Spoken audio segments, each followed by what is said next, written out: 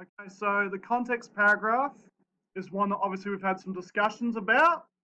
And so what we did last night, as I said, myself and the other English teachers got together and put this exemplar paragraph together. Now, I don't think there are many, but some people might be doing Flavia Del Monte and Elliot Hulse. If so, that's okay, but obviously you can't just copy this paragraph, all right? There are elements of it that you could use for inspiration and ideas, but this is our interpretation. If you're unsure about that, obviously come and have a chat to us about it. So, basically, the big thing we talked about last night in terms of what context means is how does your YouTuber stand out from the other videos on YouTube? All right, because really the context is twofold. It's the industry that it's in. So, for example, fitness in this case. But the real context, or the even more important context for you to write about, is the context of it being made for YouTube. All right, because that's a very new, in the scheme of human beings, invention and way of communicating. Okay, in YouTube and other social media platforms, the way it's all connected. So, I'm just actually going to pop down to the paragraph. So if you look down to the example paragraph, let's go through and we'll just sort of talk about it as we go. So, Elliot Hulse and Flavia Del Monte both make videos within the context of thousands of YouTubers promoting fitness regimes. All right, so can we see there with the topic sentence? We've addressed YouTube, okay, that they have to create these things in the context of many other people, all right, and that the industry is fitness. All right, so straight away you can see that topic sentence just connects nicely up to the question, all right, or your task.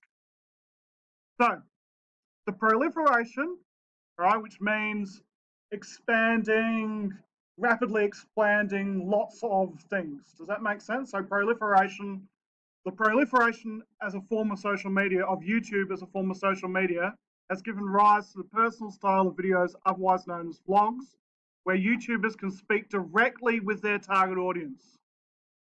Now, on mine, I've just put that in bold, all right, and that might be a good one to do, because that's a big part of YouTube, isn't it?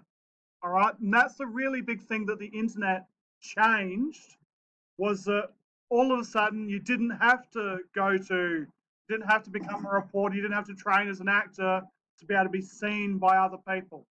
Obviously that still exists, but YouTube turned everything on its head to the point where just a regular person can go ahead and become someone that millions of people watch what they do and say. Whereas in the past, it was all about there being certain controls around who was able to say what, when, and be able to broadcast it out. So that being able to speak directly with a target audience is a really important part. This presentation style accommodates the nature of the weight loss industry, providing access to viewers in the privacy of their own home without the embarrassment or costs associated with traditional gyms and personal training. All right?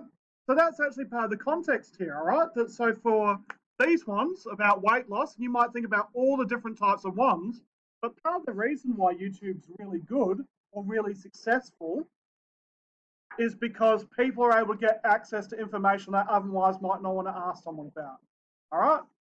Or they can just get it, or there would be a hassle to have to ask people about. And if you think about that in almost any industry, there's probably a good chance. I'd bet even things like some of the makeup tutorials and things like that, there's probably people watch them to get some information that maybe I don't want to ask my friends about that because they might think I'm a bit dumb for not knowing it or something like that, okay? Or, you know, in my case, if I had to change a tyre, all right, I might look it up on YouTube before going and asking because, you know, grown man should probably know how to change a tyre already, all right? So just thinking about, and of course it's all different, but thinking about why, and all of you are looking at people who are very successful on YouTube, so why are they successful? And I think part of that's got to do with it being a good way to get that information. So have a think about why is this a good way for them to get that information.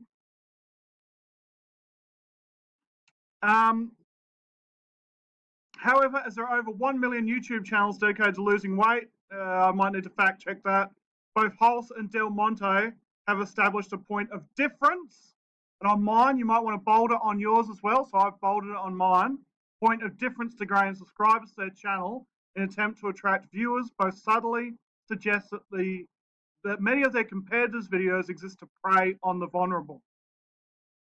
All right. We didn't talk about that much when we watched it, but did you notice that with the Elliot Hulse and the Flavio Del Monte, that they actually both kind of suggest that they've got the correct answer, all right, and that other people on their channels or out there in the industry don't have that information, okay? Sometimes it's explicit. So Flavio Del Monte is saying, like, you've been lied to. Other times it's implicit. But you might want to have a think about your channel and think and say, why is that person claiming to be or claiming to be a valuable source of information around them? Okay, so we've got some people doing the gaming things. You might have a think about what gives them credibility, okay, or why might people want to watch them? What is there? All right, that's a nice little phrase to use.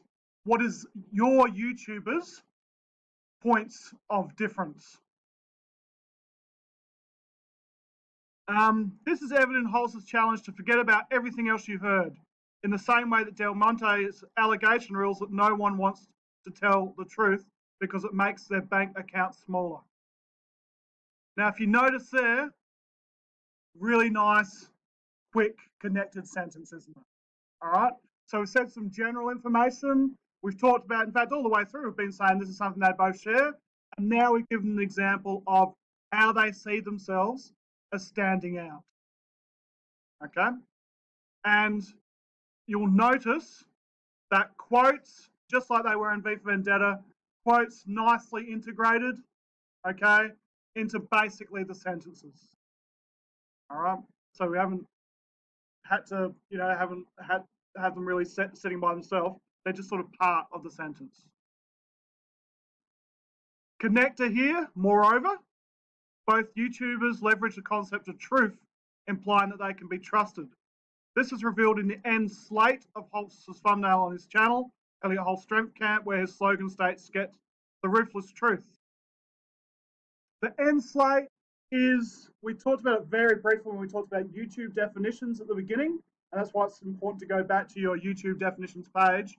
The end slate, I think, is that the last thing on the YouTube channel with the like, subscribe, all those types of things. Okay, so it's right there. Similarly, Del Monte's video title, "A Shocking Truth About Female Fitness," positions her viewers to believe that unlike other fitness videos on YouTube, she will expose the truth. While both claim to be honest, okay, so basically what we're seeing there, we've now said what their point of difference is and given a couple of examples for them. We've given an example generally and then gone to be specific about the notion of truth. It's kind of funny, but you might have a think about, like, do your channels have a theme? Is there some sort of theme that really comes through? Might not necessarily be truth. It might be the best or the most important, all right, or, the funniest. And then what you'll see here is that we're now just going to segue a little bit into talking about their target audience, all right, which would be a really nice introduction to your next paragraph anyway. But we all agreed it's important in your context paragraph to start bringing in who their target audience is, okay? Because really, their target audience is very much impacted, or how they do their things is impacted by their target audience that exists within the context of YouTube. While both claim to be honest, the methods employed, right, methods, techniques, all those sorts of things, all the sorts of things that they do in their videos, differ due to their contrasting target audiences. So I've just bolded that there on mine, due to their contrasting target audiences, so maybe bold that on yours as well. Hulse conveys his message within the hyper-masculine fitness subculture of boot camps, evidenced through the camouflage background of his intertitle. The intertitle is the slide that sort of comes up with the channel's name on it. All right. So remember Elliot Hols's, it comes up and it's got that like the strong sort of pumping music playing behind it. So that's the intertitle.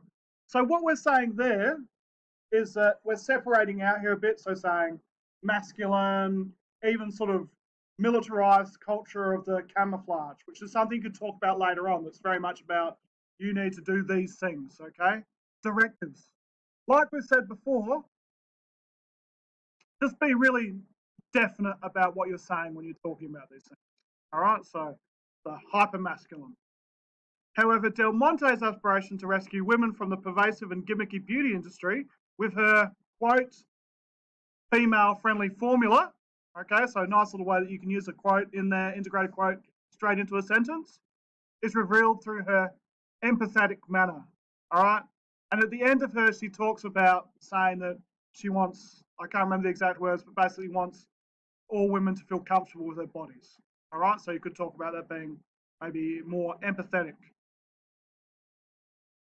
And then now, all we need to do for the context is basically to wrap up. Okay, so in the cultural context, I've just bolded that on mine, bolded it on yours as well. In the cultural context of competitive YouTubing, it's evident that both Hulse and Del Monte create a brand that conveys a distinct message. The linking sentence, just like any linking sentence, is linking back to your topic sentence and linking back to the question, but basically summarizing what you've just talked about. Using that, a good idea in that sentence to use cultural context, all right? Because cultural is actually one of the specific indicators in the marking criteria as well. All right. But can we see there how the context then becomes about how do your YouTubers stand out from the crowd? All right. Doesn't mean they have to be the only person that's doing that. There might be a lot of people, or several people that have millions of views that do something similar.